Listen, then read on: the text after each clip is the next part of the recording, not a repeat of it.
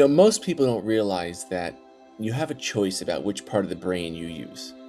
And I think we're unfamiliar with a lot of this talk about consciousness and the conscious part of your brain and what's happening. And we think sometimes that awareness is something that it comes and goes. And it's just not true. You can choose to maintain a constant, you know, conscious state. You can choose to live in your prefrontal cortex. And once you understand what that even means and how to do it, everything changes. And I want to break it down for you so it's easy to understand, because your brain has different states, and there's the amygdala state, which is your survival brain. It's fight or flight. When you freeze, it's reactive. It's where most people are living all the time. They're reacting to life instead of creating it. But then there's your prefrontal cortex state. That's your conscious brain. It's where you think clearly. That's where you make decisions. It's where you're very creative. It's where you're aligned. Most people, we bounce between the two states all day long, completely unaware. When something triggers, you kind of go into that amygdala state. But when you calm down, you go back into prefrontal cortex. And you don't realize the amount of control you actually have over it. And you can choose, what if you could maintain that prefrontal cortex state consistently? What if you could live in that conscious awareness all the time? And this is what I want to talk about. That's what I've been working on even myself, and I still do, because it's very important. But it requires awareness, and it requires practice and discipline. But it's absolutely possible. And here's how it works. When you're in this prefrontal cortex, you're in what's called an alpha or delta brainwave state. Alpha, it's very relaxed, creative, very free-flowing. Delta is that deep rest, intuitive state. These are the brainwaves of peace. These are brainwaves of clarity, and where real transformation happens. Most people are living in the beta brainwaves, which is, it's kind of stressful. It's anxiety. It's reactive. It's not to be upset about. It's just the way it is. Only because that's what we've been taught, until you become aware of the other. You're just in a constant state of anxiety, reacting to external circumstances. But what if you could train your brain to be in alpha and delta? What if you could make that your baseline instead of the exception? That's the work, but it takes practice. And that's me personally. That's what I do on my walks all the time. That's what I build through my inner work. I'm not just having moments of peace. I'm maintaining a constant state of conscious awareness. I'm choosing to live in my prefrontal cortex.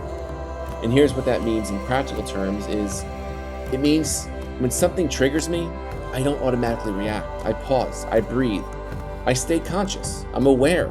It means I'm making decisions from an aligned state instead of fear. It means I'm thinking clearly instead of being reactive.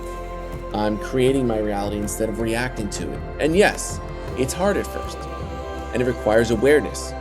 But once you start doing it, once you start maintaining that state of mind, you realize that it becomes your natural state.